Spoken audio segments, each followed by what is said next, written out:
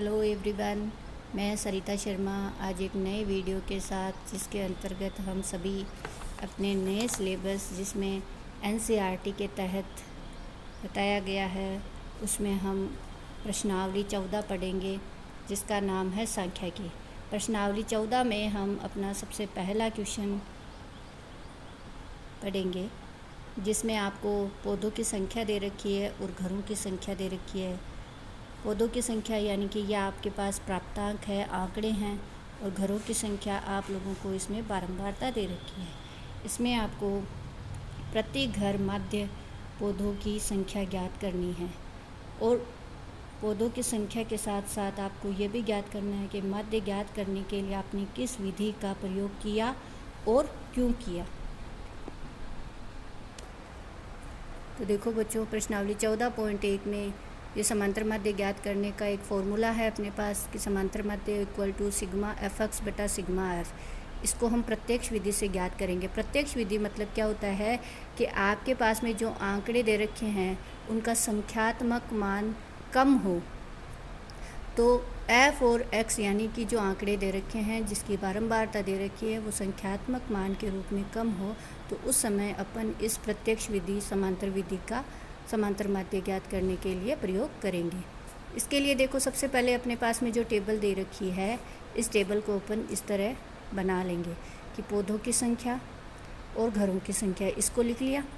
इसके बाद में देखो, अपने को पौधों की संख्या है जो वर्ग अंतराल में दे रखा है, इसलिए अपन इसमें सबसे पहले इसका मध्यमान निकालेंगे। मध्यमान ज्ञात करने के लिए देखो बच्चों, सबसे पहले अपने पास है 0 से 2, यानी कि 0 निम्न सीमा है और 2 है आपकी ऊपरी सीमा।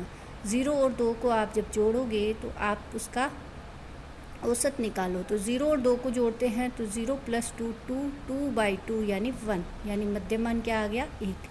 अपन इसको ये समझ सकते हैं कि 0 और 2 का मध्यमान कितना आया 1। 2 से 4 का, क्योंकि 2 और 4 को ऐड किया 6, 6 + 2, 6 + 4 यानी 2 + 4 यानी 6, 6/2 यानी कि 3, और 2 और 4 का मध्य क्या हो गया 3 हो गया। 4 और 6 का 5, 6 और 8 का 7, 8 और 10 का 9, 10 और 12 का 11, 12 और 14 का 13। इस तरह से ये अपने पास में आ गया मध्यमान। इस मध्यमान x को और बारंबारता f का मल्टीप्लाई यहाँ हम सॉल्व करेंगे। क्यों करेंगे? क्योंकि समांतर माध्य का फॉर्मूला होता है x bar equal to sigma F X upon sigma F.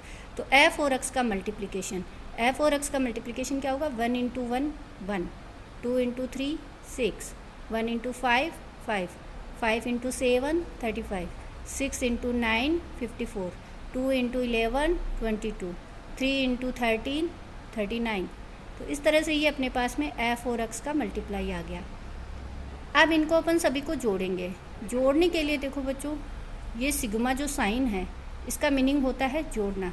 इसे अपन क्या कहेंगे सिग्मा। सिग्मा क्या कह रहे हैं अपन इसको सिग्मा। सिग्मा मीनिंग हुआ कि अपन इसको क्या कर रहे हैं ऐड कर रहे हैं, जोड़ रहे हैं, यानी कि सिग्मा एफ एक्स की जगह अपन इसका ऐड लिख देंगे, जो भी एडिशन आएगा, और सिग्मा एफ मतलब अपन इस बारंबारता को भी जोड़ेंगे। तो सबसे फर्स्ट अपन इस f को जोड़ते हैं, बारंबारताओं का योग करते हैं।